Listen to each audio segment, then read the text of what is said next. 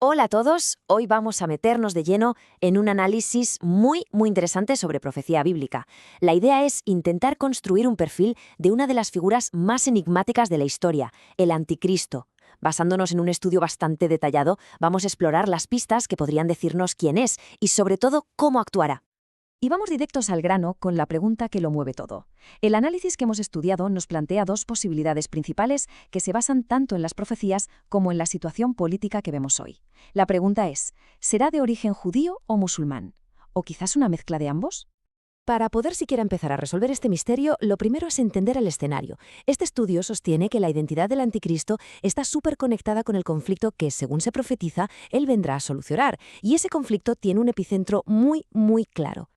Aquí lo tenemos, el Monte del Templo, en Jerusalén. Según el material que estamos analizando, esto no es solo un lugar histórico, es literalmente el punto más tenso de todo el planeta. El tablero de ajedrez donde se jugarán los eventos finales que marcan las profecías. A ver, lo que convierte este lugar en un auténtico polvorín es que es un callejón sin salida. Por un lado, la fe judía dice que este es el único sitio, el único, donde pueden construir su esperado tercer templo. Pero por otro, es que justo ahí, en ese mismo lugar, se levanta la cúpula de la Roca, que es uno de los monumentos más sagrados del Islam. O sea, es un choque de trenes religioso y nacional en apenas unos pocos metros cuadrados. Y claro, esta tensión religiosa se traduce en una política, increíblemente delicada. Fijaos en la paradoja. Aunque Israel tiene el control militar desde el 67, le cede la administración del monte a las autoridades musulmanas. ¿Y por qué? Pues el análisis lo deja claro, para evitar una guerra total con el mundo islámico. El resultado es una situación alucinante, en la que a los judíos se les prohíbe orar en su lugar más sagrado, todo para mantener una paz que pende de un hilo. Es justo en este caldo de cultivo, en esta olla a presión sin válvula de escape, donde la profecía dice que aparecerá esta figura. Así que pasemos ahora a analizar el perfil de este falso Mesías, este supuesto pacificador que va a usar precisamente este conflicto para llegar al poder. O sea, el punto clave es este. No puedes ser un don nadie. Para resolver un problema que lleva siglos y siglos enquistado, esta figura tiene que tener un poder político y una capacidad de negociación fuera de lo común. Pero no solo eso, que es lo más interesante. También tendrá un carisma religioso brutal, capaz de convencer a gente de varias religiones de que él es la respuesta que llevaban esperando. Y esta es la estrategia que se describe, un plan maestro de engaño que duraría 3 años y medio. Primero, conseguirá lo imposible, un tratado de paz. Segundo, permitirá a los judíos construir su templo, cumpliendo así una de sus mayores esperanzas. Esto podría hacer que tanto judíos como musulmanes, que esperan a su propio Mahdi, lo acepten. Pero claro, todo es una fachada que se viene abajo justo a la mitad del pacto. Ahora, para entender mejor al personaje final, el análisis introduce un concepto fascinante, el de las sombras. La idea es que a lo largo de la historia han existido tiranos que han sido como un anticipo, un prototipo del anticristo definitivo. Se citan personajes como el faraón de Egipto o Hitler, pero hay uno que destaca por encima de todos. Y el prototipo principal es este, Antíoco Epífanes, un rey griego del siglo II a.C. Lo que hizo es un reflejo casi perfecto de la profecía, como una plantilla de lo que vendrá. Conquistó Jerusalén, profanó el templo con una estatua pagana, ¿y cuánto duró esa profanación? Pues sí, exactamente 3 años y medio. Es un paralelismo asombroso. Y ojo, el análisis insiste en que esto no es una fábula, es un hecho histórico perfectamente documentado.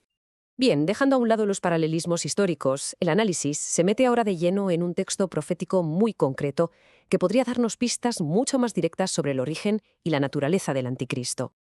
Este es el versículo clave del libro de Daniel. Cada frase aquí se interpreta como una pista. Vamos a desglosar las dos primeras, que según este estudio son las que más revelan.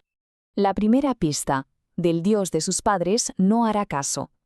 El análisis argumenta que, en el contexto del Antiguo Testamento, la expresión los padres se refiere siempre a los patriarcas de Israel, Abraham, Isaac y Jacob.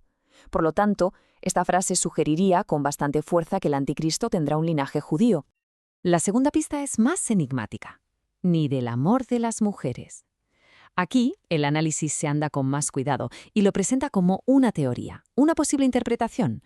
Algunos estudiosos sugieren que esto podría ser una indicación sobre su orientación sexual, pero se recalca que es solo una especulación basada en una frase bastante compleja.